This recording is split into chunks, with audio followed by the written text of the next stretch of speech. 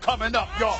Matthew Stafford is going to be in the house. Yes. I can't say the same for Patrick Mahomes. We gonna talk Kansas City, Cincinnati. We gonna talk Jimmy G and Matthew Stafford. By the way, I know things are different. I know things are different. We will start anew in 2022. Somebody on the NFL Network. You can't steal something from one show. Somebody said it. Somebody said we will be anew in 22. Check this out, y'all. These teams don't have to be anew. You know why? They already here. There's some other team that's home watching. I'm just saying. First takes in the house. Let's go. Let's ride this, man. He'll fire it late for the end zone. Caught Tyreek Hill. An incredible throw by Mahomes. Patrick Mahomes is incredible today. Chase, he's got it. The Bengals have climbed back to tie this game. Mahomes trying to buy some more time. Loses the ball. The Chiefs fall on it. We're headed to overtime. Deep downfield for the Cheetah. It's deflected and intercepted by Von Bell. Kick is up. Good. It is no fluke. It is a fact. The Cincinnati Bengals are headed to Super Bowl 56. Good day. What's going on, everybody? Welcome into First Take from Los Angeles. Huge congrats to the Cincinnati Bengals, Los Angeles Rams. I'm the only one clapping. Bitter cowboy. You're going to Super Bowl 56. I just got to say one thing, guys. What a championship Sunday we had. We had the divisional round, all thrillers, and then those two games, unbelievable. This might have been the best 3 weeks of football. Yeah. In terms of competitive football, thrilling games we've ever seen in NFL history. These last 3 weeks. It's been so much fun. Right, and especially in these last two, because every game has come down to that last play. I was in the bed sleeping last night, and the thought came to my mind, that old Folgers commercial after the game. You don't remember the old Folgers commercial? Yes. Like, it's good to the last drop. Because it goes to the last play. All of the games have been good to the last drop. They were ridiculous. All right, let's do this. A lot of people will be with us this morning. Dan Orlovsky, one of them, and he's going to be insufferable. I already know that. Let's start with the early game, guys. Joe Burrow and the Bengals rallied past the Kansas City Chiefs to punch their Super Bowl ticket. Cincy trailing 21-3 at one point, but showed their resilience, clawing back to win 27-24 in OT and clinching the team's first AFC title in over 30 years. 2 years ago, fellas, the Bengals were the worst team in football, and now they're in the Super Bowl. I couldn't be happier for the city of Cincinnati and the Bengals fans. Hey, Joe, you surprised? I think if you would have told me before the season that we'd be going to the Super Bowl, I probably would have called you crazy. But then, we played a whole season, and, nothing surprises me now. I know the kind of guys that we have and the team that we have. So, there's still one left. If you looked at the season that we had, to be in this game in general, it's definitely a special group of guys that battle through adversity. But the leaders on this team know that this isn't our standard. We want to win the Super Bowl. Whenever you taste that winning the Super Bowl, nothing less than that is success. The playmaker, the Hall of Famer, Michael Irvin. Tell me this: Bengals comeback or Chiefs collapse? And I know this would start. I knew we would go in this direction this is and First try. Take. Right. We are. But all over, not just First Take. I think all over the country, because what we just saw out of the Bengals is simply incredible. To go from winning 4 games one season, last season, and to being in the Super Bowl right now. This is all about what the Bengals have done, and I will point to the game that they had yesterday. But really, what they've done since they drafted that dude that we just saw on the camera talking in that confident voice that he talks in. I said to me, he's a lot like Troy Aikman. He really is, because he stands in the pocket. He's able to make those perfect throws. And what we're seeing on TV are great timing plays between him and Jamar Chase. When he sees Jamar Chase one-on-one, that's it. No more reading. I'm going over there. This is all about the Cincinnati Bengals. This is an incredible run, Molly. An incredible run to be right here, right now, playing that game. And it wasn't easy, because we went through all the top quarterbacks in the AFC to get there. You know what I mean? And what I saw yesterday, because we'll talk about this, because I thought, as I measured him up against Patrick Mahomes, up against Josh Allen, I said, I see his ability to make plays with his arm, But boy, those guys are special with their legs. Yeah. You know, last week, Patrick Mahomes led his team in rush yards. You know, week before that, Josh Allen led his team in rush yards. But I've never seen Joe Burrow do that. But I saw him do some sneaky great things and escapability that I says put him right where he needs to be in the room. This is all about the Cincinnati Bengals. They made the plays when they needed to make the plays. And he hit on that big third down, out of that hole, clawed out of that hole. 21-3. And it was similar. This was similar to the last game. As a matter of fact, that's what I felt watching it. Yeah. Big run in the first half, and Cincinnati coming back in the second half. Do not, Stephen A., and do not, country out here, take this away from Cincinnati. You have earned this. So don't listen to these people that tries to take this away from you, Cincinnati.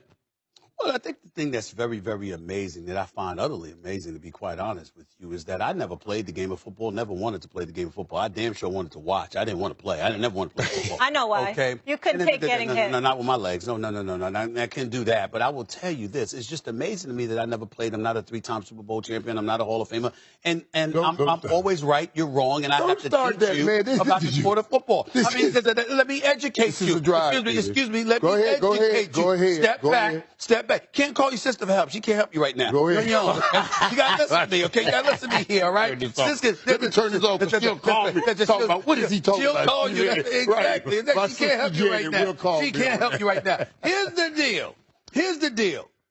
Major props to Cincinnati. No doubt about it. I'm actually the prophet right now. Who's the person that said Marvin Lewis had to go? You got 16 years on the job. 7 playoff appearances, not a single playoff game. The city of Cincinnati was getting on me. I said, excuse me, I'm not trying to say he can't be a head coach somewhere else, but he's had his time. You need a new voice. Zach Taylor and his staff comes up in there. In 3 years, they got you in the Super Bowl. 2 years after they drafted Joe Burrow. You just can't say enough. Jamar Chase is an absolute stud. We get all that. T. Higgins had a big game yesterday. I get all that. Had 100 receiving yards, 6 receptions, 103 to be exact. I get all of that. But this is clearly about the Kansas City Chiefs collapse. There is no doubt about it. Who had the 21-3 lead? Kansas City. Who was up 18 points? Kansas City. Who looked like they were about to blow the doors off of the Cincinnati Bengals? Kansas City. Right. Who had the ball? Who was in position to go up to 28-3 and couldn't get it done? Right. Kansas City. Right. Who spent the last 2 quarters plus overtime scoring a grand total of 3 points? Boy. Kansas City. And by the way, that's with Tyreek Hill. That's with Travis Kelce. That's with Patrick Mahomes. That's with Andy Reid. If Eric Bieniemy had a hard time getting a job all of these years, it didn't get any easier yesterday. The second half and overtime of an AFC championship game with those multitude of weapons. I didn't even bring up Pringle. I didn't bring up Clyde Edwards-Helaire. I didn't bring up the other weapons that they have on top of the elite weapons that you had at your disposal. And all you can muster is 3 points. And by the way, you got the ball in overtime. It's not like Patrick Mahomes is sitting on the sideline in overtime and didn't touch the ball. He actually got the ball. But Hendrickson, Hubbard, and those boys got in him. And as a result of that, and Hill, the interceptions and all that, as a result of that, Kansas City's offense was offensive. They were nowhere to be found when it really counted. And as a result, they home. But you act as if they was awful by choice. No, they were awful by force, by the Cincinnati Bengals defense and the style in which they played. They never got behind Patrick Mahomes. They stayed in front. See, this is why you can't argue with me. This is why you are no match for me, Playmaker. What are you saying? If the playmaker was on the Kansas City Chiefs, and he was on a Kansas City Chiefs offense that had himself, Tyreek Hill, Travis Kelce, Patrick Mahomes throwing the football, Andy Reid and Eric Bieniemy calling plays, and you mustered 3 points in the second half, and that was it. In an AFC championship game, you would be in the locker room saying, it's on me. Major props to them. I give them credit, but it's on me. We should have won this game. That's what you would be saying. And I should be saying that as an athlete, but right here, I'm saying what I saw as an analyst. And you cannot take away from what Cincinnati did. I'm not trying to say it's my fault. But okay, I understand what you're saying when you say, hey, you saw how they moved the ball up and down the field. Because I thought, this is going to be a blowout. Now, Because this is a different situation. Yeah. You're in Kansas City. That's right. If you are At Cincinnati, Arrowhead. you are at Arrowhead. So I'm giving Cincinnati props for coming in another man's jungle and becoming the lion, especially in that jungle in Arrowhead. You got to give them credit for that. Listen, it's not only did they come in and stop Cincinnati, they fought all of that. I'm not stop Kansas City. I'm not taking any credit away from Cincinnati. Cincinnati did a phenomenal job. I think they got a shot to win the Super Bowl. They could beat the Rams. Joe Burrow is a stud. Jamar Chase is a stud. T. Higgins showed up. Mixon showed up. Zach Taylor and his coaching staff have done an outstanding job. They deserve a lot of credit. Major props. Yeah. Cincinnati should be, the city of Cincinnati should be proud. Really, they should. But what I'm saying to you is this. You look at Kansas City. Let's take a macro perspective. And I love Andy Reid. Andy Reid and I go back to when I was writing for the Philadelphia Inquirer. And he was coaching the Philadelphia Eagles all of those years. You've had four AFC championship games at Arrowhead Stadium. You've lost 2. You've had 4 trips to the AFC championship game. You got 1 Super Bowl to show for it. With Patrick Mahomes, with Kelsey, with Tyreek Hill. And by the way, that interception that Patrick Mahomes threw, that wasn't on him. That hit Tyreek Hill right in his hands. I understand he was double covered, but it hit him in his hand. It hit him in his hand, and he lost it, and that's what led to the interception. I don't even put that on Patrick Mahomes. But 3 points in the second half, I'm sorry. I give him Last word a lot here, of credit. Michael. But Kansas City, I expected more than that. Okay. And what happened here? And I think I understand what you're trying to say. Now, if Kansas City had blown through everybody and not had that hiccup early in the season that showed that they had this in them, and then they come out and the first time they start blowing up is right here in Cincinnati and lose that game, then I say, okay, it's more Cincinnati falling apart. But Cincinnati showed us some of this early in the season. I mean, Kansas City showed us some of it, early in the season, they reverted back. He tried to get the big play down the field when he should have taken the small play in the drive. They made the plays in Cincinnati, and congratulations to them for winning the Super Bowl. This was the No, I'm giving them credit. Distance traveled. That's a great distance they traveled to get to the Super Bowl. The largest comeback in a conference championship since 2006. I just want you to know, you lost me after you said, I'm a prophet. I was done. Every game they won by one possession. They are fighters with that dude. I know you're passionate. We're moving on, buddy. Let it go. The Rams are the favorites over the Bengals in Super Bowl 56. I love your passion, though. Sportsbook have the Rams as 4-point favorites over the Bengals, but if Jimmy G didn't throw that pick, they might not be celebrating right now. The Niners had beat the Rams 6 straight until it counted the most last night, and with that result, Jimmy Garoppolo facing an uncertain future with the Niners, saying we'll see what happens in these next couple of days, weeks, whatever. I love this team. The quarterback said after the loss, Garoppolo has 1 year left on his contract with a scheduled cap charge of $26.9 million, and the Niners would incur only a $1.4 million dead money charge by trading or releasing it. Here's Matthew Stafford and Kyle Shanahan. Yeah, I mean, I'm so proud of this group. Man, we've had high expectations all year, done nothing but do everything in our power to try and meet those. It's a driven group we have in there, and this game wasn't perfect. It wasn't easy in some spots, but we found a way to win the game, and that's what it's all about. I'm just happy and proud to be a part of this group, and we got some more work left to do. I love Jimmy. I'm not going to sit here and make a farewell statement or anything right now. It's the last stuff on my mind, but Jimmy has battled his ass off. He battled today. He did some unbelievable things today, and I love coaching Jimmy. Dan Orlovsky, how you living, big time? How you feeling today? Never been better. Never been better. Feel great. Okay. Feel great. Yeah. Before we ask this question, may I say something on national TV that I think is very What's up, D? Let me say something on national TV that I think is very, very important. Kyle Shanahan lied to America just now. Why? You don't love coaching Jimmy G. Stop lying. He's lying. You lying. Okay? You lying. But and I say that because Kyle Shanahan, I've grown to become a huge fan of Kyle Shanahan. That man is one hell of a coach. He really, really is. He is something special. He is something special. And he said what he's supposed to say because he's your quarterback until he's not, and you're trying to protect him. But he lied to you, America. He lied. Kyle Shanahan lied his behind off. Go ahead, Mom. All right. Go ahead. Somebody needs to say that. Okay, I just need to say to Dan really quick. Dan, you know I love talking trash and busting chops and all that, especially to, your teams and players and all that. But I'm really happy for Matthew Stafford.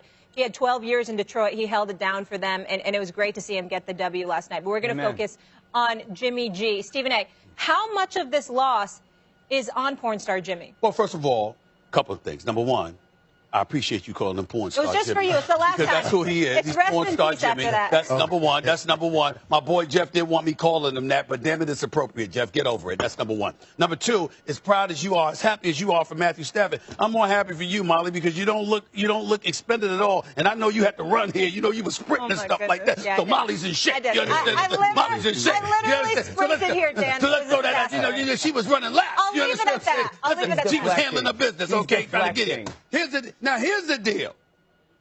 Most of this loss is on Jimmy G. Now, let me explain why.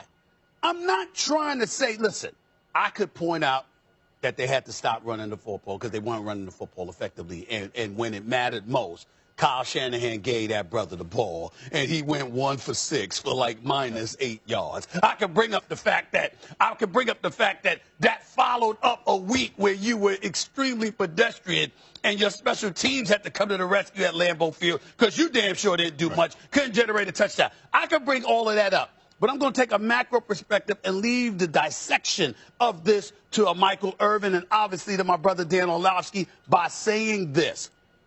Matthew Stafford, of course, he deserved props, and I'll leave that to Mr. Pom-Pom himself, Mr. Orlovsky, to say that about him because we all know it's true. It's absolutely true. Here's what I would say, and neither one of y'all would disagree with this. There comes a moment where you just know that ain't the dude. Yeah.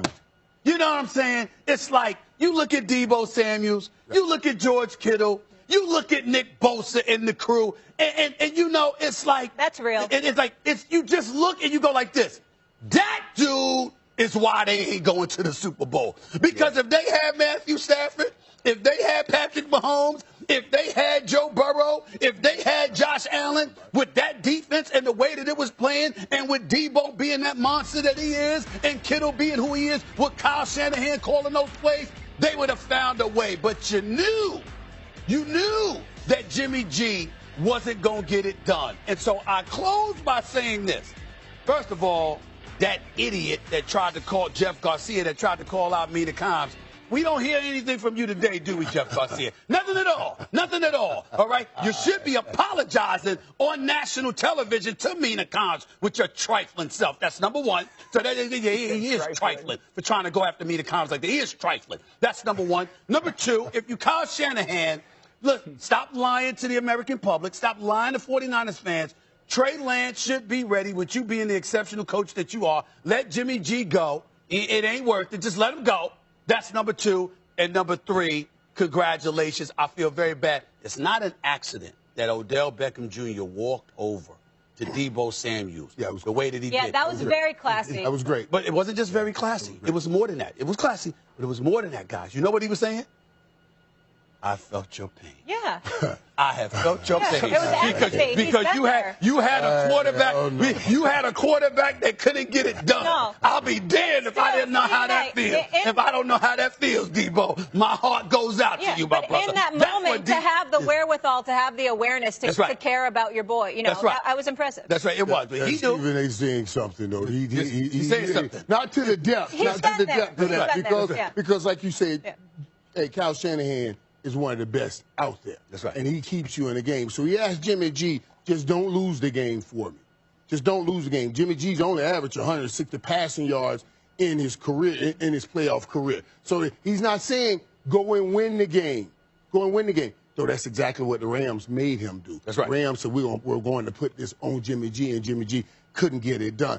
I put it all on Jimmy G because your job is not to make the bad decision. We're not asking you to make the great plays, but not to make the bad decision. And he made some bad decisions, especially that little flick pass that went for the interception right there. You can't. I don't care. That's some young guy decision right there. You eat that ball. If you can't get the ball off right, you punt, and you let that defense that plays great to get back on the football field. You don't make that kind of a decision. For what Jimmy G gives this team, not just in that game, but for his whole career, what Jimmy G gives, he is not, this is all on him, and it is time for them to go ahead and make a decision and move to Trey Lance now. If they're trying to get back to this Super Bowl, and with Kyle Shanahan and that team, they can if they shore up their quarterback position.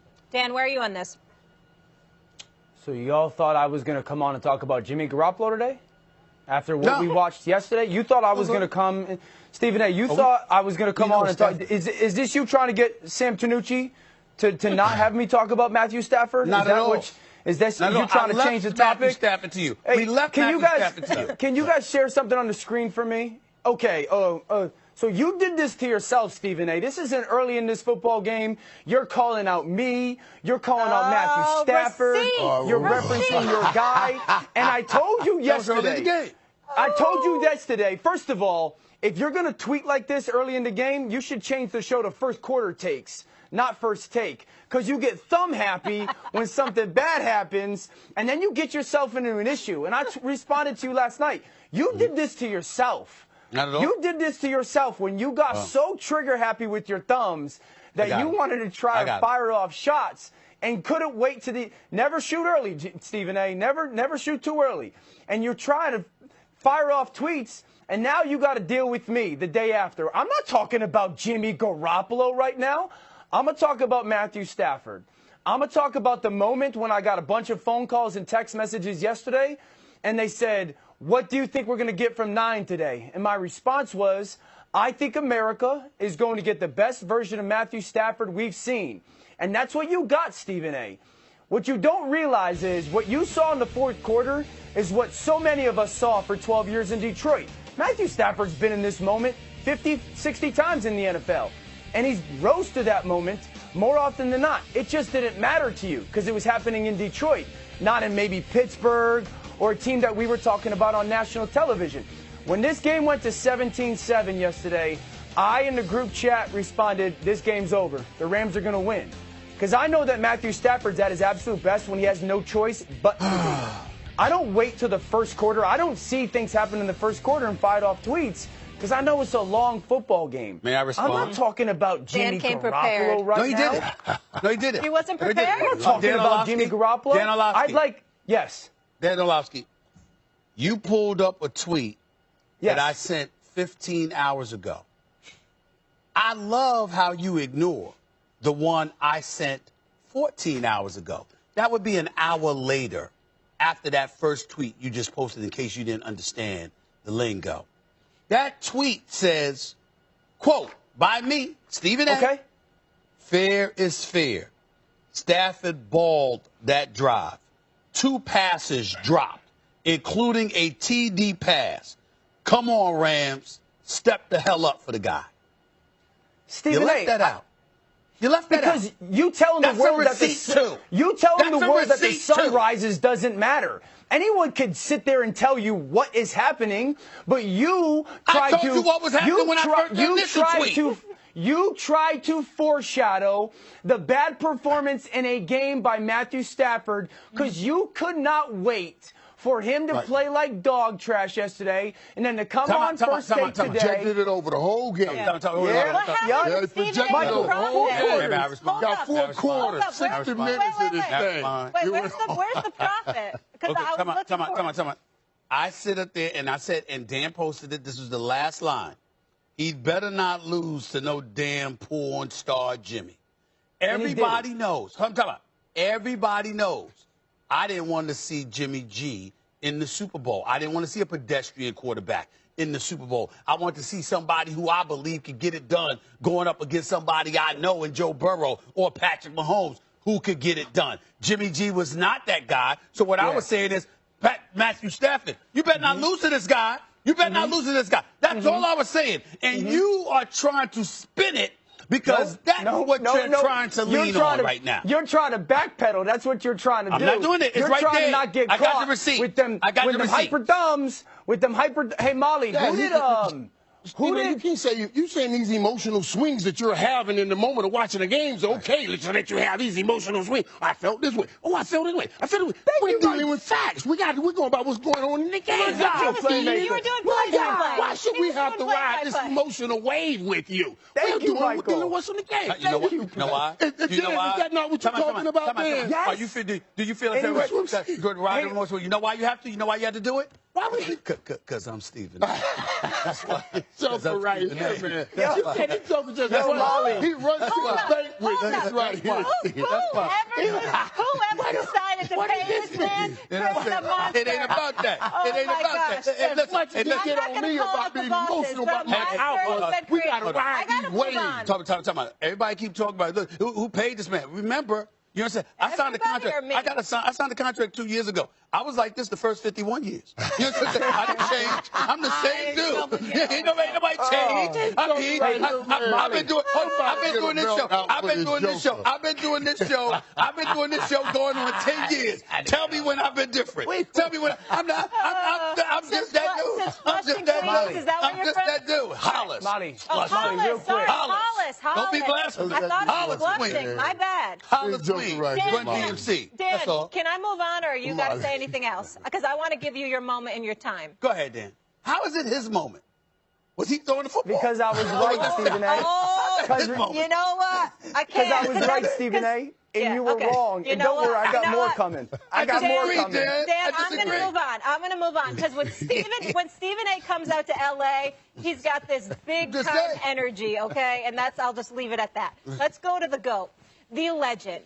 Mr. Seven Rings, Tom Brady is calling it a career. One of my favorite athletes of all time. This according to our Adam Schefter and Jeff Darlington. Adam will be with us in moments. They're also reporting that Brady's decision to retire is based on several factors, including family and health. After blessing us with his greatness for 2 decades plus, thank you, Tom. Brady rewrote the record book during his 22 season career. He holds NFL records for wins, TD passes, and passing yards, both in the regular season and the playoffs, along with a laundry list of other records. But the most important record, those 7 Super Bowl rings. For the latest, we bring in our Adam Schefter. Adam, good morning. We know Brady has made his decision to retire, but yet we have yet to hear from him. What are you hearing as to when he might officially announce this? Well, good morning, Molly, Stephen A., Michael I., my friend Michael I. Nice to be with you guys. What up, Adam? And essentially, look, we're going to wait. We're going to wait to hear the announcement from Tom himself, his timeline, his schedule, whenever he wants to do it. He's still processing everything. But the fact of the matter is he will be retiring here, and he will be moving forward and on with his life. The greatest quarterback that we've ever known, that we've ever seen, arguably the greatest player who's ever played in the NFL, and I would even say one of the Babe Ruth figures of all of sports. And you heard him on his podcast last week, his Let's Go podcast with Jim Gray, talk about how important it is to spend more time with his family, his children. His wife doesn't like seeing him be hit anymore. He's done everything that one man can do at the football level. You used all the records and numbers there, Molly, and there are more beyond that. And the way that he has influenced all his teammates, his coaches, the way he's carried himself as a person. There's so much here beyond just the numbers that are important. But again, he is going to come to this and make the announcement when he is ready to make the announcement. There's a lot to process, a lot to get through, but in the end, that will be the situation with him walking away from the game, the greatest quarterback that we've ever seen. Adam, thank you so much for being with us, and I know you'll have more on this as it comes out. We will talk to you soon. Yeah. And gentlemen, yesterday when I saw this come down, I said, "Is this real?" And then I saw Adam Schefter's name, and I was like, "Oh, okay, this is really happening." Stephen A. Michael, are you surprised he's walking away? Michael, I'll start with you. Yeah, I am. Well, yes, I am. Okay. I'm absolutely surprised. We talked about this last week, and I thought, well, after all of the years you had in New England, and now you get that opportunity to be basically a GM, you know, you get what you want. So I was shocked. And I don't see where Tampa doesn't have a chance to make another run. You hear guys like I interviewed Odell Beckham this week, and he was talking about his great relationship with Tom Brady. I really thought that Tom would be going into those relationships and picking up these free agents and bringing to Tampa and doing something like taking another run at winning another Super Bowl. I was absolutely shocked. And he started talking about his family and his wife not wanting to see him get hit. Now, I've been in that position. You know, I know what that's like, having a conversation with I want to keep playing, and she's saying, I just can't take it, seeing you get hit anymore. That being my decision. So I understand that. But I am shocked that he's walking away, and I'm hurt that he's walking away. I see there's a lot of great football still left in him, and I wanted to see it on the football field. Well, listen, I'm surprised. I'm surprised as well, but only because he kept saying 45, 45, right. 45. And he's 44, even though he turns 45 in August. He kept 50, saying he's going to play until 45. So I was thinking, I've always thought next year was going to be his last year. Mm-hmm. Having said that, I'm happy. Yeah. Because he leaves the game still spectacular. He goes out, you're down 27-3. You come back and tie the score. That's how you go out. And they have to go down, and it's a super pass from Stafford to Cooper Kupp that puts them in field goal range so they can kick the winning field goal and L.A. can advance and send the Tampa Bay Buccaneers home. But also some of the things that he had to deal with. Giselle has been on the record revealing years ago, I believe it was 2017, where she said he would come home with concussions, even though he had never been listed as having a concussion.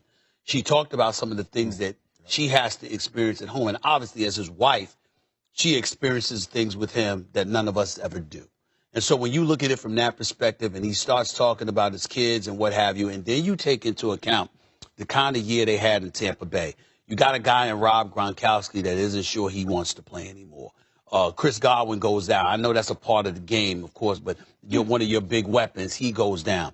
Antonio Brown departs, and he's talking smack, and you showing nothing but class and support for him. Yeah. And even though he ultimately came back and retracted his words, his initial response, was insulting to you, and it had to hurt for you to do all the things that you did for him, and for him to turn around, turn his back, and talk about you like that. You do get to a point, particularly when you have a loving wife who she's in his ear like, is this the same dude we let in our house? Is this the same dude we've been supporting? Yeah. Is this the same dude we look out for? When you know that, you're like, she's like, why are we doing this?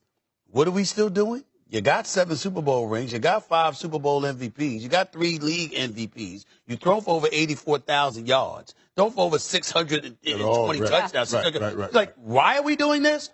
Tell me why. And you get to a point where you don't have an answer that's sensible enough to offset what she has thrown in your direction. When that reality hits home and you have a bright future, not just this company, TB12. I mean, Drew Brees is on NBC. Peyton Manning's doing stuff with his brother, okay? Tony Romo is on CBS. You have any idea what Tom Brady can do outside of football? Yeah. I'm talking about off the field. If he wants to. Exactly. Yeah. Why, he has the production company with Michael Strahan. Yes. I'm sure he has a lot of plans. I'm just saying, you're looking at it and you're going like this. Why are we doing this? You don't have an answer. At some point, you don't have an answer. I do. I'm going to miss him, but I do think it's the perfect time. Yeah. You know what's interesting? I was thinking about, like, Jim Brown's one of the guys that walked away still on the top. When he left, we was like, man, he still had a lot of football left. Under his own voice. And he left early. Tom got a long career, but he left on top with the numbers he put up. We'll still be saying he still had more football in him. Yeah. I'll just say this quickly. He's inspiring and motivating on and off the field. And like I said about Kobe, Tom Brady makes you want to be the best version of yourself. That's his legacy as well. We'll keep it going here, guys. Still to come on First Take, 2 of Dan's favorite quarterbacks facing off in the Super Bowl. But which one? The Rams opened as a 4-point favorite. That dipped to 3.5 points last night, but it's back at 4. If that holds, it would tie the biggest spread in a Super Bowl over the last 6 seasons. Cincinnati opened the season with 125-1 title odds, the longest for a team to make the Super Bowl since the '99 Rams. Huge congrats again to them and both teams. Darren Orlovsky back here with us. Michael, I'll start with you. Would this be a better story if Stafford or Burrow wins the Super Bowl? Depends on which eye I look out of. I'm looking out of the eye of the league. The league. It's better that you get. Why are you looking at me like that? That Joe Burrow had be the story. But for what we do here, for TV, for the story, it is absolutely Matthew Stafford. This is a Hollywood story. Matthew Stafford came in 0-3. 0-3. This man is top 12 in yards, top 12 in touchdowns right now, 0-3 in the playoffs. This run that he is on right now can take him out of the seat and put him in a Hall of Fame chair if he wins this Super Bowl. Remember, this Super Bowl is in California. Yeah. It's right there in Hollywood. It's the story that surrounds it all. It's at SoFi. Which is SoFi. So it's SoFi. So SoFi and SoFi. And Matthew Stafford left the pit of Detroit in that tough situation to come here to the city of Hollywood, the city of dreams, and win a Super Bowl in his first year. That is absolutely the bigger story. The bigger story that we're going to talk about. You know what? It definitely feels storybook when you say it like that. Oh, my God. That it's in L.A., he paid his dues, and you picked up you picked up an Odell Beckham Jr., these misfits that everybody cast it out, and they came together. Misfits. Well, you know what I mean. You know, misfits. The Odell Beckham misfits. Kick ball. Yes, he balled. He was talking about the situation was not a fit. And the story, how big the story is. How big. Now the league would love for you to say it's that young dude, that young quarterback, because our system works. You make the right draft picks, our system works, so they can keep going. But it's about Matthew Stafford. It's about those Rams when it comes to that. And I love what Cincinnati has done. I understand. He just threw me off when he said it depends on which eye. What you looking for? You want league eye? You want my TV eye? If I'm looking at the league eye or my TV eye? Go get a haircut. I'm working on both here. Go ahead, Dan Orlovsky. Go ahead, Dan Orlovsky. I'll piggyback off. Go ahead, which way you see it, Dan? The prophets deferring. Go ahead. You're never going to live that down. Prophet A. Smith. Speaking of prophets, the better story would be Joe Burrow winning. Now, before I get into it, Stephen A., I want to make myself very clear. 4 months ago or so, you called me and asked me if I wanted to be on the show a little bit this season. I'm forever thankful for that, truly. Very grateful for that. Man, I'm honored to have you. You've been fantastic. Love having you on the show. Glad you did. I'm also your worst nightmare. Yeah, I'm sure you believe that. I'm your worst nightmare. Believe that. No. Because I keep receipts. No. And I remember the things that get said. And I feel like I say things that are pretty accurate. And when people like you come at me for some of the things that I say in the moment, it leaves that memory in my mind. And I remember a time back where we were having a conversation about these Bengals. And I had a pretty profound statement. I think it was back in the summer. And I said, you know, if there was some stuff attached to this football team, something could happen. Play it, Tanucci. I would say this, real talk, Wood.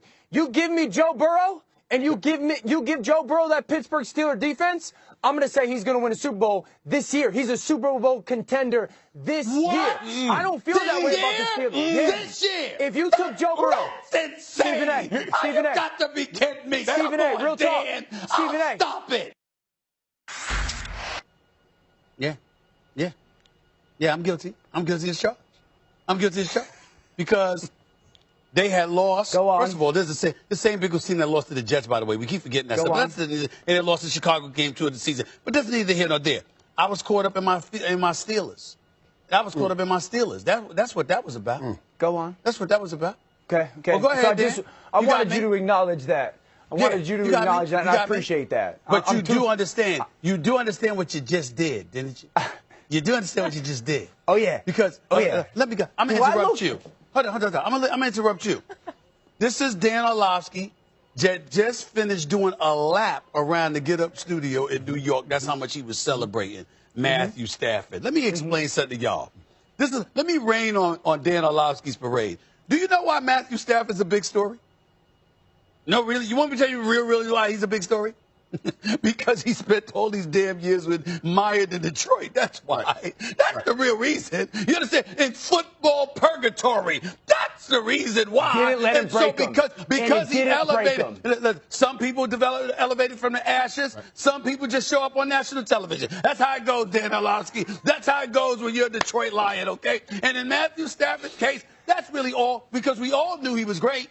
You pointed out the yards. You pointed out the comeback victories and stuff like that. But he never won a playoff game. because he was with the Detroit Lions. Right. He never competed for a Super Bowl because he was he's with the Detroit Lions. Right. He never was really talked about as a Hall of Famer because he was with the Detroit Lions. Everything was because he was mired wearing a Detroit Lions uniform. That's it. And when he went to a respectable franchise, now it's different. Let me tell you something about Burrow. Let me tell you something. Because remember, I'm the guy that stood up, Michael Irvin, Dan Orlovsky, for years, wanting and making noise about the scarcity of black NFL head coaches. Yet I consistently called for the dismissal of Marvin Lewis. I said, you can't have 14, 15, 16 years at a franchise, go to the playoffs 7 times, never win one single playoff game, and still keep your job. It's bad for business. It's a bad look for the city. You're throwing the city under the bus. You're taking your fan base for granted. You got to change it up and do something. And that's what they did with Zach Taylor, who obviously was fortunate enough to be able to draft Joe Burrow. Joe Burrow is in his 2nd season in the league, but he's playing for the Bengals. Right. The Bengals, man. And this dude, that franchise that couldn't buy a playoff victory their damn self. Right. Their damn selves, even though they got there plenty of times, they couldn't buy a playoff victory. Joe Burrow comes there. He gets hurt his first year. His 2nd year, which is his first full season in the National Football League. He is in a Super Bowl, and he's got a stud like Jamar Chase to throw the football to, and T. Higgins ain't no slouch either. You realize how big that is? That is the biggest story. There is no doubt about it. Are you guys joking here? That's right. Are you joking here? I can't even believe you fell into this, Dan. And neither can I with you, Stephen A. You always cover the super team.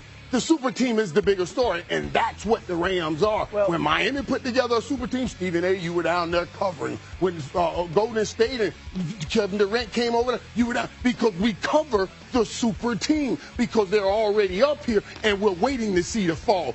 Cincinnati is great for the league because they did it the old-fashioned way. They did it through the draft. That's why I say through that eye, they're great for the league. The small team, they did it the right way. Instead of all these friends coming together and messing up our whole system, we're creating these super teams. I can't believe you guys are just tossing this out, not even bringing this up when we talk about the story. What's the better story? We always cover the super team more. You did it in every other sport. We do it here. That's why the Rams are the better story with Matthew Stafford. Who's the super team? Rams ain't no Come on, man. Team. Stop, man. Super team. Super team. You know, as you're going to get with the NFL, you know what I'm talking about. Now, come on, man. You're straying away from what we're talking about. They have 8 first-round picks on their team. Odell Beckham Jr. Did you see the Larry Donald rally That's the super team. Let's stop They have playing. 8 We always cover the super picks on their team. team. All of us say, what'd you say, Dan? They have 8 first-round picks starting. 8. They are a super team. Yeah. Can I stop right there? Yeah. Can I stop? And that's what the story is. That's why. Can I stop right there? Can I stop right there? Michael Irvin, who did you have going to the Super Bowl in the NFC? Now, what they got to do with the price of tomatoes? Now, we ain't slicing up no salad here. Can you answer my question? Can you answer my question? Who did you have going to the Super Bowl in the NFC? All right. I had Cowboys. Okay. What is it? Who did you have going to the Super Bowl, Molly? In the NFC? Yes. I think the Rams. No, you Yes, didn't. I did. You had Tom Brady. What? You gonna lie? Ain't no bad Just lied on national television. You had Tom Brady. You had Oh my God! Did y'all hear Molly lie on national television? Oh, she engaged in selective amnesia. Dan Orlovsky, did you see that in Molly? Did you see it? What? I think I had the Rams. What? No, let me tell you, that was in one of the prior playoff games. You can ask Dan, our security guy at the seaport, that I had the Rams in the bill. Ask Dan. He walks me in every morning, and we have nice conversation. Hold on, Molly, let me chime in. Dan Orlovsky, I'm damn near falling out my chair. I hate you. Ladies and gentlemen, Molly just brought up, she said, you can ask Dan. I thought she meant Dan Orlovsky. She was talking about Dan, who's a member of security at the seaport in New York. Are you kidding me? You went on national TV and said Tom Brady, but brought up security. That's what I was having a conversation with. You can't make this up. That's her receipt. Yo, Dan Orlovsky. Okay. Who did you have? Right, Dan, who did you have coming out of the NFC? I had thought the Packers. All right. So you had the Cowboys. She had Tom Brady. You got the Packers, and the Rams were a super team. All right. None of y'all had them. Yes. Okay. None of y'all picked them. I got receipts too. Y'all, Stephen, we had said the NFC was wide open. It's different building a super team in football than it is in basketball. We can keep talking but they have the trash, talent. let's get in a break really quick because I need to regroup. I need to regroup. Yeah, thank you. That's her receipt. Oh, Dan, we have first take coming your way. The legendary Tom Brady has decided to call it a career. But what was it like playing with the GOAT? His teammate Teddy Bruschi takes us behind the scenes on the 7-time Super Bowl champion in Ohio. This is for you, a legendary playoff run by Joe Burrow. But would a Lombardi mean even more for Cincinnati than LeBron's title meant for Cleveland? We get into it. So congrats to the Cincinnati Bengals and the Los Angeles Rams going to Super Bowl 56. What a championship Sunday. We had thrillers. Let's start with the early game. Joe Burrow and the Bengals rallied past the Kansas City Chiefs to punch their Super Bowl ticket. The Chiefs blowing a 21-3-point lead, letting the Bengals claw back to win 27-24 in OT and clinching the team's first AFC title in over 30 years, going from the worst record 2 years ago now to the Super Bowl. As for Patrick Mahomes and the Chiefs, many were questioning Mahomes early on this season after starting off slow, but then they got hot at the right time, making a playoff run, which ended in disappointing fashion. Again, here's a disappointed Mahomes. If you look at the season that we had, to be in this game in general, it's definitely a special group of guys that battle through adversity. But the leaders on this team know that this isn't our standard. We want to win the Super Bowl. Whenever you taste that winning the Super Bowl, nothing less than that is success. Let's start with Mr. Glass Half Full. That was a joke. Is the Chiefs season a disappointment? Of course it is. Ladies and gentlemen, your quarterback is a superstar. Your tight end is a superstar. The cheetah, Tyreek Hill, is a superstar. Your coach is a superstar coach. There are very few coaches in the NFL that you can put above Andy Reid. I'm with you on that. It's just a fact. And I love that man. Eric Bieniemy is somebody that we continuously acknowledge and mention because you can't say Andy Reid's a superstar and forget about Eric Bieniemy as his offensive coordinator and a sometime play caller. You can't forget about him. And you scored 3 points in the entire second half and overtime. You didn't go out like Buffalo went out. You didn't go out like that. You didn't go out like Tom Brady went out with Tampa, coming back from a 27-3 deficit. Like? Went out like Aaron Rodgers. Green Bay went out. Okay? You can't go out like that. You just can't do that. Especially when you were ramrodding them in the first half. Can't do it. And so now we have to reflect on the beatdown you took in the Super Bowl. We said, well, that happened courtesy of your offensive line being compromised and Patrick Mahomes having to run for his life on a bad toe. That's what we attributed it to. Well, that wasn't the case yesterday. And Tom Brady wasn't on the other side of the football. That was a second-year quarterback that we just saw 3 years ago win a national championship at LSU. That's what we saw just a couple of years ago, rather. That was what was opposite of you. And the fact that you didn't get it done, to me, there's no way to slice this. You got the 27th ranked defense against the pass in yards allowed, 27th ranked defense against the pass, okay, which came back to haunt you. We got lost in all of that because y'all were playing better after you got blown out by Tennessee early in the season, 27-3. You went on to win 7 straight. But then you regressed back to old habits. And in the end, Cincinnati was able to make some noise in the second half, and you couldn't answer the call. I'm sorry. When you have those kind of weapons on the offensive side of the ball with that quarterback, and in 4 tries, all 4 AFC championship games on your home field, you win 2, you lose 2. You go to the Super Bowl, you win 1, you lose 1. It's nothing to sneeze at. It's a tremendous accomplishment. But did we expect more? Yes, we did. Did we get more? No, we didn't. It's a disappointment for the Kansas City Chiefs. And I'm sure they are disappointed that they're not in the Super Bowl, you know. But for the sake of this discussion right here, we're talking about what they got out of the season. Is it a disappointment for them all the way around? And I'm saying for what they went through, and even Patrick Mahomes said it in this little soundbite, for what they had to go through this season, man, it took something to get here. And what they grabbed out of what they had to go through, I think, will help them moving forward. The issue is, since Patrick Mahomes came in this league so young and has so much success so early, we expect all great things. We even put him up there. He may be the guy that eclipsed Tom Brady one day when he was playing him last year. We should stop that. Just stop. Let this man have his career. And this is the issue, what you're talking about right now. That kind of season is not a disappointment. Dive into the season. Dive into the breakdown. When you talked about the 7-game stretch that they went on, that was a pivotal part, I think, for Patrick Mahomes' development moving forward because he learned to play small ball. Now, he had come in this league throwing balls up the field, making big plays, and we were enamored.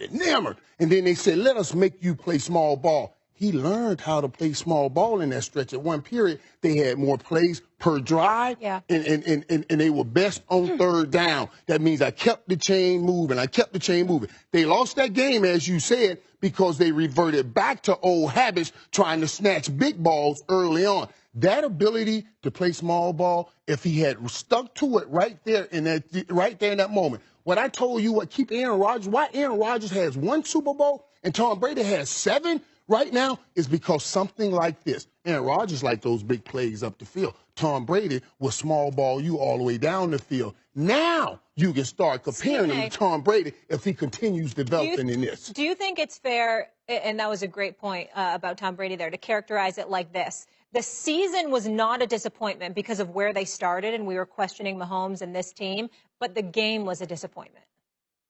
No. You gave him an out. You gave him an out, Molly. But his pride wouldn't let you take it. Wouldn't let him take it. You gave him a great out, Molly. You know what you should do, Stephen A., for a job? You should be on one of those like competition shows, the judges panel. You know what? It would be hilarious and it would be brutal. Like Dancing with the Stars or American Idol. Back in 2004, I was a judge on Dream Job. That we had on ESPN too. Kid Hoover, Al Jaffe, the great Al Jaffe, the former head of the talent office, who I love dearly. Woody Page and Kid Hoover. I loved it. I had a blast. Of course. That would be great for you. Yeah, it's appropriate. Absolutely. I would be spectacular at that. Absolutely. But here's the deal. All right, it's time to go. Here's the deal. All of those things are fine. What's the goal? It's about the end game. It's about the end game. For reason everybody don't truly have, like the Cowboys never really true expectations. Super Bowl. That was only you and people fell for that. We all knew they weren't going nowhere. Okay, that wasn't reasonable. We knew they were going home. We knew the Cowboys were going home. Okay, he started new at 22. It'll be the same thing then. It'll be the same thing then too. But the Chiefs, there were legitimate expectations, and again, the regular season was successful. You won a division crown, okay? You were a number 2 seed. I got it. So the journey, fine. But at the end of the day, you were a Super Bowl contender who had home field advantage. Beginning of the season, who had home field advantage and didn't get it done against the second-year quarterback when you had Patrick Mahomes. That's fair when you put it that way. We'll keep it rolling, guys. Still to come, 2 iconic playoff runs for the city of...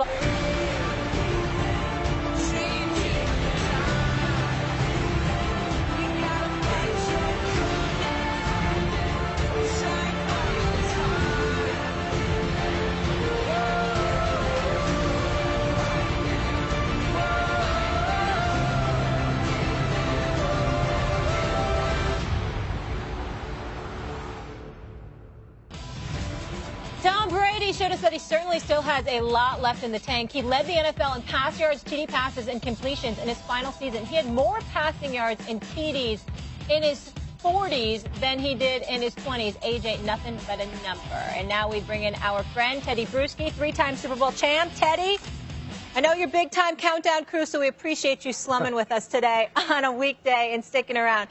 So good to see you. Tell me this. Are you surprised that Tom's walking away right now? Well, it's good to see you, Molly, Stephen A., and Michael. And it's not about the slumming now. They need to let me have some more time with you guys on a regular basis. So it's great to be with you. Anytime. But why now? I think it's time. I mean, I was so fortunate to be with Tom when it started. So I know where his priorities were. When his number one priority was becoming the best quarterback he could be to win championships. And as 20 years go by, I mean, you can say it's the end of an era. It's almost an end of two eras, really. I mean, you end up becoming a father and a husband, and you start seeing perspectives, and your perspective changes a little bit. I'm talking about the family aspect of it, of course, and football was still up there with him, but then there's that other part where, what am I missing? Okay, questions you ask yourself. I'm sure Giselle has asked him, too. What else do you have to prove? 2 great years in Tampa, one team-wise, you get the championship, and then one individually. And you saw the stats of this year and all the firsts and all the passes, completions, and touchdowns and all that stuff. So he can only go down from here, and I don't think he would. I think he physically could play 3 more, but it's about, you know what, it's almost a perfect time, too, to just walk away while I've had a great year and I had a good last drive. I mean, now he didn't win the game, but still feeling fulfilled about a career. I think that's where he is right now, and he should be. Listen, let me take a turn, and not with a point of, not with an opinion per se, but just a thought that I'd like to be educated about from the married folks up in here and stuff like that. Y'all know I've never walked down that aisle. You understand what I'm saying? So y'all are fortunate. Here's what I'm thinking, Teddy Bruce. Giselle is home. And at some point she said, what about me? What about us? And you run out of answers. What possible answer could Tom Brady have at this point? See, as we all sit here and throw all the laudables and sprinkle all of the laudables on his resume, his career and stuff like that, I think the thing that we don't take into account, or we haven't taken into account enough, and I'm certainly guilty of this, is that Giselle watching that too. She knows it better than us. You know what I'm saying? I said he threw for 84,000 plus yards. She know the exact number. I mentioned he threw for over 620 touchdowns. She knew the exact number. I talked about the 7 titles and the 5 Super Bowl MVPs and the 3 league MVPs and stuff like that. Not only does she know all of that, Teddy, playmaker, she also knows, okay, all the, those delicate stories that you could talk about, Teddy, when, Tom Brady, was tutoring your son on how to be a quarterback or whatever he did for Michael Irvin. Molly, you know as well. I'm saying y'all know what comes with it. And I'm just saying that's ammunition for her. It's actually ammunition against Brady because he went, and then Antonio Brown comes in, and you causing all of this stress and this drama, and then why are you still doing this exactly? And then not only that, and this is what I'll get because I got 4. I was raised by 5 women. I got 4 older sisters. Okay, so I believe, I don't know, but I believe in my heart. At some point in time, Giselle did this. What are you trying to say? You don't want to be home? Is that what you're trying to say? And guess what? And if you're Tom Brady, you're like, no, I'm not saying that at all. I do want to be home. I do want to be home. That's all I'm saying, Teddy. It's just a thought. It's just a thought. No, I think it's you talk about the marital aspect of it, and it's actually been incredibly unselfish of Giselle over the last 5 to 7 years to let him continue. I mean, no, I'm not debating that. No, I'm saying she cornered him now. I'm saying she cornered him now, and it diluted. He didn't have a comeback after this because of what you just said. She has been unselfish. She has been incredibly supportive. I'm saying she said enough's enough. What argument could he have? Well, I mean, I think that's been I think this has been the plan the whole time. about after this year. And I don't think with these quarterbacks, I mean, Mike, they don't fly by the seat of their pants like, I'm going to just make the decision right now and let's have a conversation. These things are put into works like months and a year, maybe 2 years in advance. I leave New England. It's all right, honey. This is what we got to do. 2 years? What do you think? And maybe that was the plan all along. Yeah, and when we get to 22 years, so we can back this thing up and know that these discussions been going on for quite a few years. You know, because I could imagine, I can see Tom in there saying, you know, I want to be here and I want to be able to give you all of me. I'm such a competitor, but there's still a lot of me on the football field. If I come home, I'm not coming home complete to give you all of me. So I'd imagine the last few years he's used that argument, and maybe right now it's at a point where it's not working. Hey, listen, we all know what's best for Tom, and Tom's going to do what's best for Tom. I'm just saying for the game, I'm going to miss him and all that he brings to the game. Of course, one of my favorite athletes ever, and I'm a Giants fan saying that. But, Teddy, I want to ask you this, and I know families first, and I'm glad that he'll have that time with his children and his wife and all of that. But I also feel like Tom is so driven and calculated at the same time, and I mean that in a complimentary aspect, that I'm sure he's excited and eager to start his second career and has aspirations and other things that he would like to accomplish. I don't think he would just be a stay-at-home dad. I think he also has other projects that he'd want to be involved in, right? Totally agree, Molly. And like I'm saying about these men, these quarterbacks, these elite quarterbacks, these competitors, Tom knew way before he said goodbye to New England that was his last year. I argue that Tom knew that it was highly possible that he would spend just 2 years in Tampa Bay, or before this last year, he knew this was going to be his last year too. Now, do you think Tom Brady doesn't have a plan in terms of what he'll do now? He absolutely does. I can't give you intimate knowledge about what it is, but you will learn about big plans that the Brady camp has. I believe that it is not unknown. I mean, Tom does not go through anything about, okay, what do I do now? It's about what I was thinking about for probably 5 years of what I could do when I finally say goodbye. And it was the same thing with Kobe.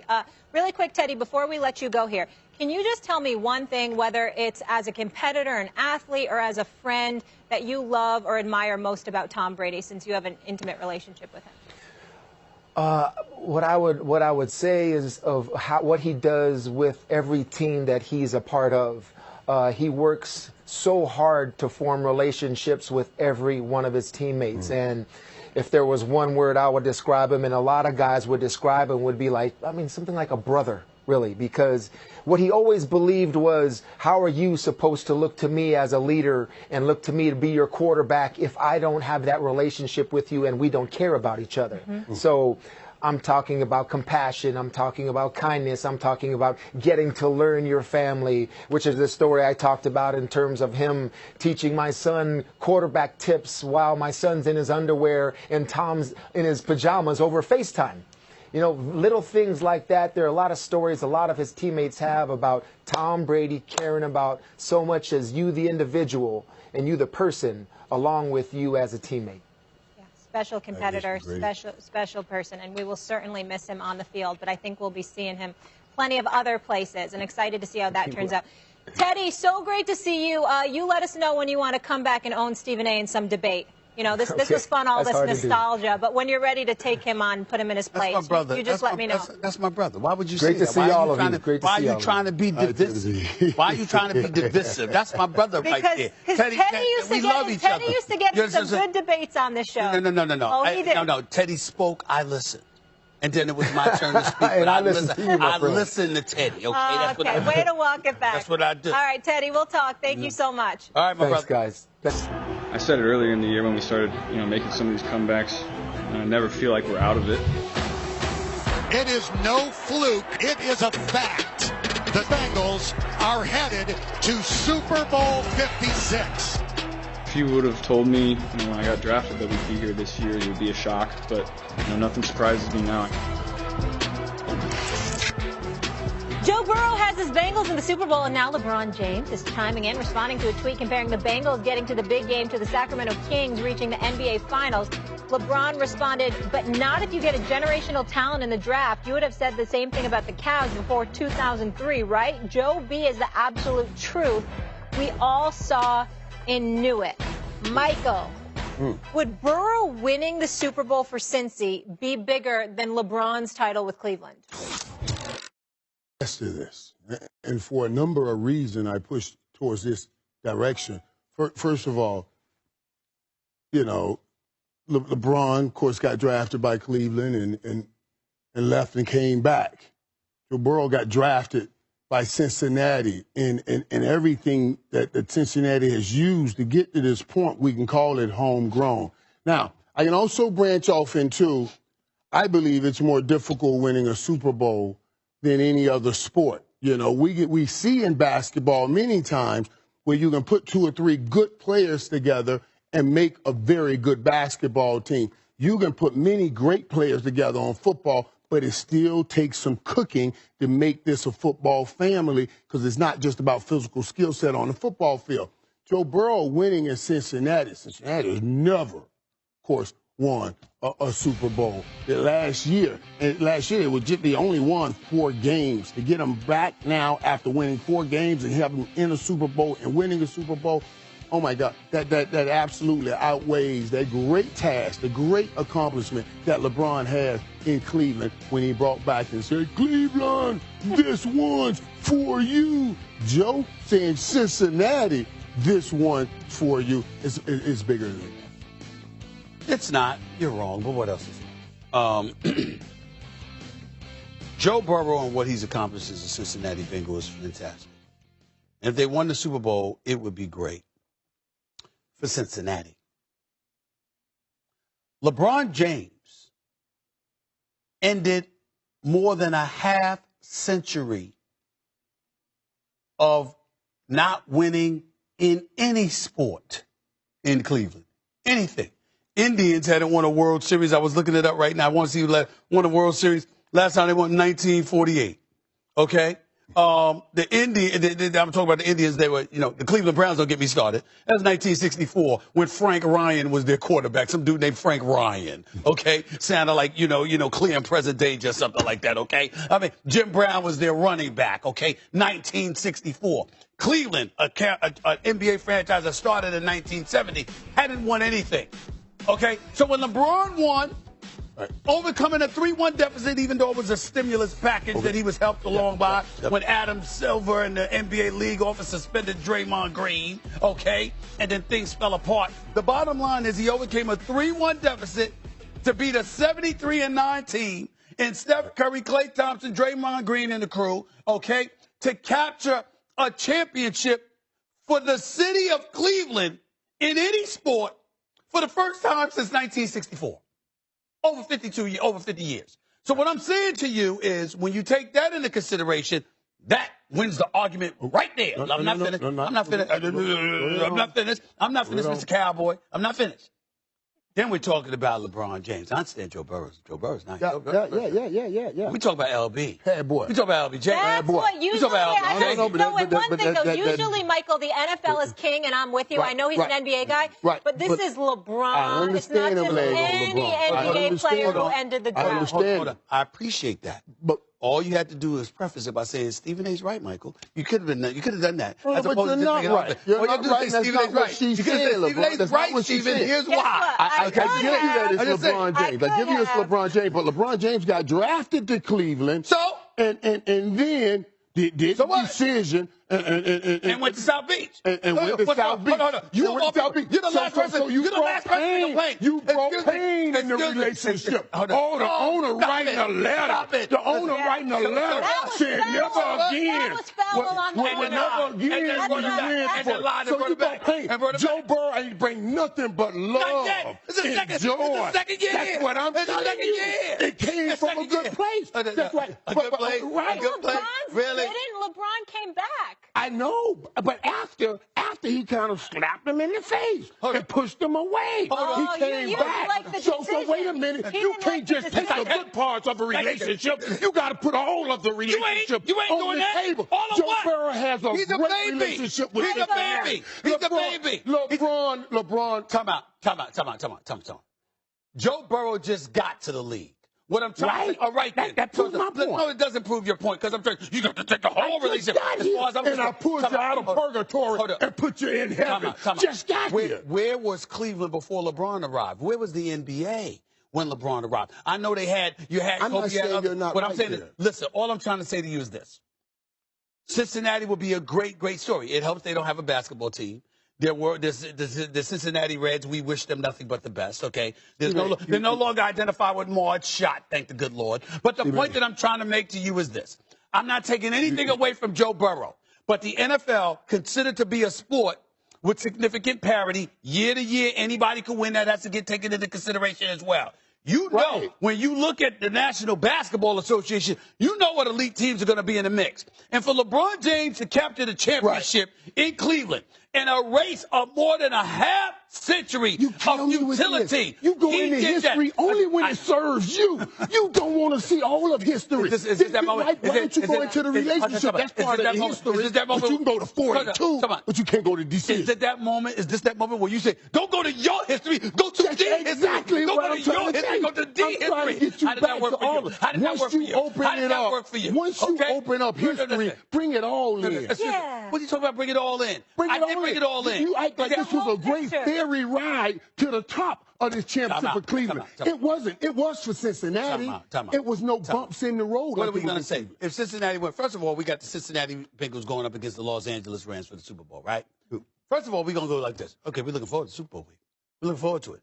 The second they win the Super Bowl, we'll enjoy them the next day. And then we'll move on to the NFL draft or whatever. You don't move on for LeBron James. You continue to talk about LeBron James. Because he has that kind of impact. He reverberates that significantly. He resonates that significantly. And he took that impact to other cities and won in those other cities. Yes, he Joe Burrow didn't do that. Joe Burrow pulled his team up. It's a greater championship when you pull it from the roots. Where did you go to college? University of Miami. All right. Aren't you familiar with South Beach? Yes, I am. Is there a problem with him going to South Beach? Is there a problem with him going to South Beach? I know there's a problem. I'm not saying there ain't no problem with him going to South Beach now. But that ain't the conversation. The conversation is about Cleveland and Cincinnati and which championship is greater. How great Miami is. Let's get back to the point. And that would be Cleveland. That would be Cleveland. Because when you won, nobody, your city was considered purgatory. You resurrected a city. You generated billions for a city. You let everybody know on the map. Cleveland is a winning town. Now, by the way, the Cleveland Cavaliers, y'all better look out. They are a threat in the Eastern Conference. JB Bickerstaff doing a hell of a job, by the way. That's right. And that's now, let him go win the championship now. And that'll be some tantamount to what Joe Burrow doing. Because those guys are homegrown. Not me proving my point now. Where's LeBron from? So he left for South Beach. Where he from? Where he from? He's from Akron, Ohio. 30 minutes outside. Right. I know where Akron is. I go there every year. I know where Akron is. I'm in Canton, Ohio every year for the Hall of Fame. I go by. I have dinner in Akron. Everything is LeBron. It's LeBron. It's a beautiful thing. It really is a beautiful thing. And absolutely it should be. But everything gonna be Joe Burrow. In Cincinnati, when he gets done. Right, in time. It's a little hard to have this conversation because, one, it's so early in his career. It's great on both sides. It's great on both sides. Debate, don't but certainly, the Cincinnati Bengals. Can we get in a commercial break? Because I need some water. Sure. I do. Getting hot here. Does it have electrolytes in it? I mean, you might need. Always electrolytes. I try to stay hydrated. Okay. I like lemon too and no ice. Coming up, Tom. Okay, listen, in honor of the great Tom Brady calling it a career, I decided it's time for me to give you my list of the top 5 quarterbacks of all time, Michael Irvin. Of all time. Okay? You ready for this, Molly? You ready for this, Michael Irvin? All time. And remember, we're not going on just championships, all right? It's not just resume. It's talent, too. Let's go to number 5 on the list. Give it to me right now. Yes! Where is it, y'all? Don't delay this.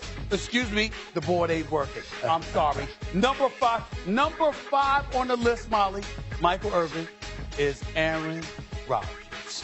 I am not leaving this man off this list. I am disgusted with his performance a couple of weeks ago against Jimmy G and the San Francisco 49ers. But I cannot forget the 37 touchdowns, just 4 interceptions. I cannot forget the league MVP from last year with 48 touchdowns. Okay. Oh, I cannot forget. I don't. Is this a regular season award? Excuse me. It's everything. Talent-wise, right. Aaron Rodgers is what it is. You know, talent-wise, maybe the greatest of all time. But I can't leave him out of the top 5 despite that. I got to put him in there. Let's go to number 4 on the list, please. Give it to me. The one and only Patrick Mahomes. I understand that he's a superstar talent, Michael Irvin.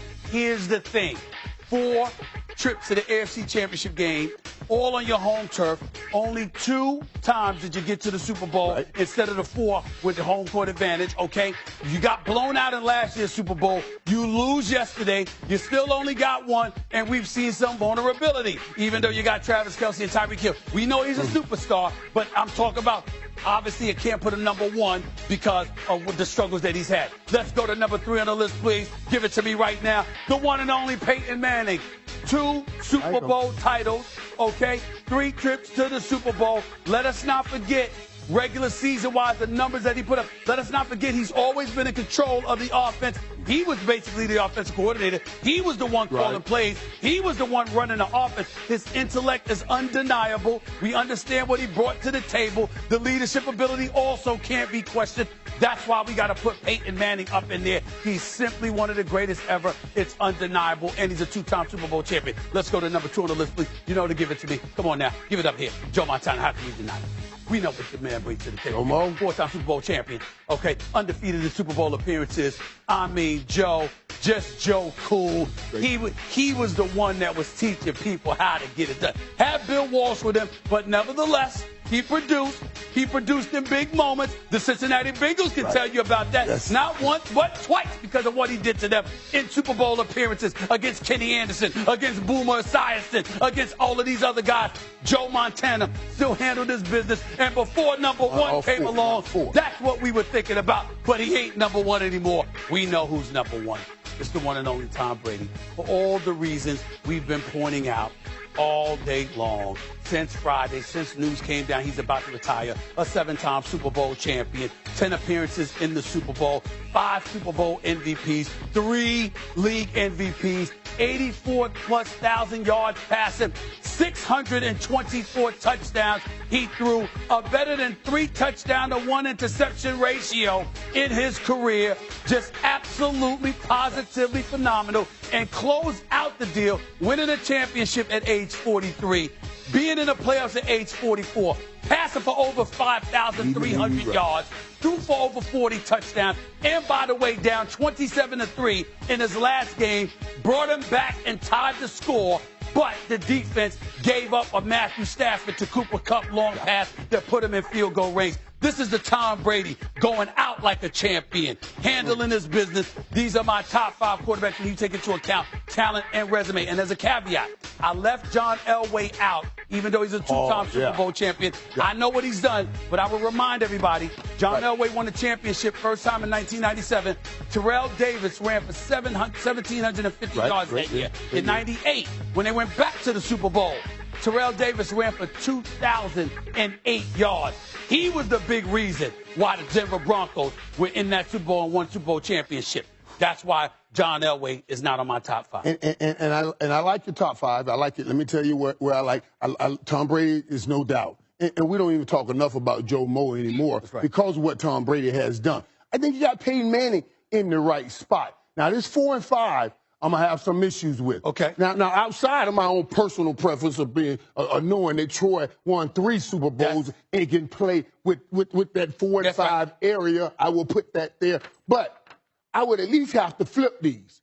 I would, because Patrick Mahomes only has 1 Super Bowl victory right now. And Aaron Rodgers only has 1. But Aaron Rodgers has been around longer and has been producing more consistently. I don't have a problem with that. More consistently over a period of time. I don't have a problem with that. My only problem is Patrick Mahomes has performed better in the postseason than Aaron Rodgers. Yes, that's why I put Aaron Rodgers at number 5. Dan Marino? Man, it's so hard right now because Dan Marino, John Elway, you can drop any one of these last 2 off and put both of those guys on there, and you still wouldn't be wrong. But I like it, except those last Dan Marino never won a title. It wasn't his fault. Yeah. Don Shula never gave him a defense. You had Mark Super Duper, Mark Clayton. You had Chuck Muncie coming out of the backfield. Dan Marino was sensational. He was never given a defense That's the one problem that I had with Don Shula. He never gave him a defense. And you said prior that the championships is not about the championship. You can say the same thing about Dan Fouts, but he never got to a So Super Bowl. who did you think about in the 5 spot? I thought about Aaron Rodgers. I know, but you must always have a list of about 7 before you get to the 5. I will tell you this. John Elway. Yeah. Troy Aikman. Okay. Terry Bradshaw, 4-time Super Bowl champion. I know that they had a whole bunch of Hall of Famers on the defensive side of the ball. Yeah. That's why people don't want to give Terry Bradshaw credit. But he did have Lynn Swann. He did have John Starworth. And he won 4 Super Bowl titles. And there were plenty of big pass plays that he produced. I would have Roger Staubach for a Dallas Cowboy, if I'm being fair. Another name I got to throw in there as well. And so when I think about those names, that's what I cannot ignore. Well, if this wasn't COVID, I'd come hug you, boy. You grown here, boy. You put 2 Dallas Cowboys in your thoughts right there. That was good. Troy Aikman in here. That's when y'all legitimately deserved praise. Roger Staubach. Oh, he looked at the whole history. The whole history. Not just my history, but the history. Thank you for that. I certainly appreciate him giving us something. I did. I gave you gave us something. I appreciate that. In a minute, I appreciate that. More of those takes after this quick break. But we got something out of it. I forgot I didn't. Sometimes people like to slander me in my name, but I want you all to know that my word is bond, and I am here to vindicate myself right now. So joining us is a special guest, Dan from security at the Seaport. Hey, Dan, are you available? I am, Molly. How are you? Hey, how we doing? Shout to Dan. Shout to Vinny. You guys are the best. Hey, Dan, I'm just wondering, when I gave you my Super Bowl picks, what two teams did I say, Dan? You picked the Rams and Kansas City. And you picked the Rams to win. Thank you. Dan, this is Stephen A. What's up, buddy? How are you, man? Good, Steve. How are you? You know we don't care what you say, Molly said. You know that, right? You know that. Dan's my guy, too. We love Dan. Excuse me. What do you have to say for yourself? Dan is out there protecting you every day. He's a good man. You know? I love Dan. He's out there with you. Right. He's protecting your back. Do you Dan. think he would come on national TV and lie right now? Not or do at you all. think... Not at all. I think he's telling the truth, but here's what you're missing. You're missing a very important point. Thank you. Regardless of what you told Dan, when the cameras were rolling on national television, you said Brady. How does Dan let you off the hook with that? How? So you told Dan. So did you lie to Dan or did you lie to the American people? Which one, Molly? Don't put Dan Which on one the is it, spot. Molly? Did you lie to Dan or the American This people? is truly what happened, America. Do you want to know? Okay. With Dan and I have real talk, intimate conversations. And I was like, you know what, Dan, I think it's going to be L.A., but I want it to be Brady. So on TV, I was going to Brady. And I'm such a bad liar that when you asked me, I was like, well, yes. So that's the truth. You know what, Dan? That's exactly how it happens.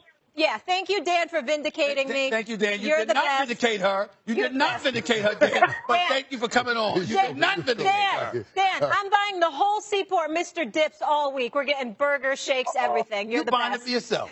No, you act like you're buying it for them. She want to eat those burgers. I gotta move She want to eat those burgers. That's what that is. No. I'm going to work out after the show. On this day, we're transitioning. I want to get this quick. On this day in 1993, Michael Irvin's Cowboys beat the Bills in Super Bowl 27.